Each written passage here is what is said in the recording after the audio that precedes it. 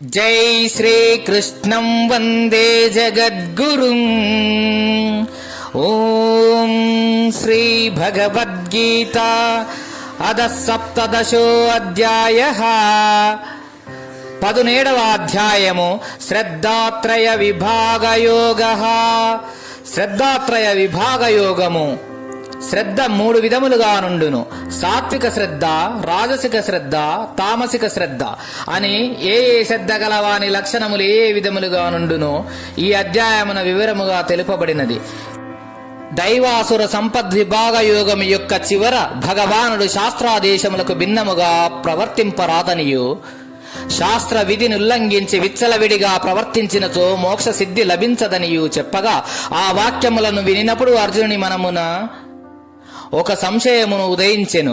అది ఏదనగా, ఎవరైనా అజ్ఞానం వలన గాని లేక మరి ఒక కారణం వలన గాని శాస్త్ర విధిని వదిలివేసి శ్రద్ధతో కూడుకుని వారై పూజా యజ్ఞాదులు ఆచరించుచుండినచో అట్టి వారి పరిస్థితి ఏ విధముగా నుండును? వారి యొక్క ప్రవర్తన సత్వగుణ సంబంధమైనది అగునా, లేక రజోగుణ సంబంధమైనది యగునా, లేక తమోగుణ సంబంధమైనది యగునా అని అట్టి సంశయము కలుగగానే అర్జునుడు వెంటనే దానిని గూర్చి భగవానుని ప్రశ్నించి వేచెను.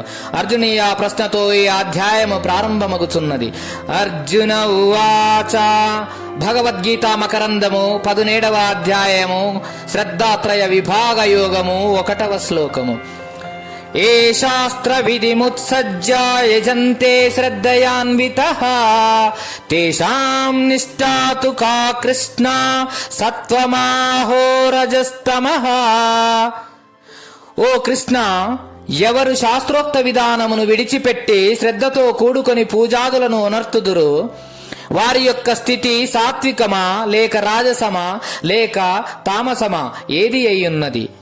క్రిందటి అధ్యాయమైన దైవాసుర సంపద్విభాగము యొక్క చివర శాస్త్ర విధిని ఉల్లంఘించి స్వేచ్ఛాచారులై ప్రవర్తించు వారికి మోక్ష సిద్ధి కలగదని చెప్పబడినది.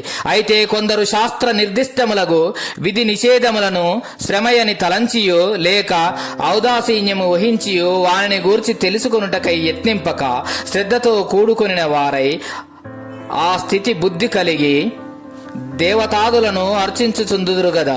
అట్టి వారి యొక్క ప్రవృత్తి ఎట్టిది? అది సాత్వికమా, రాజసమా, తామసమా అని అర్జునుని ఈ ప్రశ్న.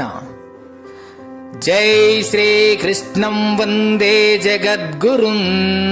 భగవద్గీత మకరందము. గీతాచార్యులు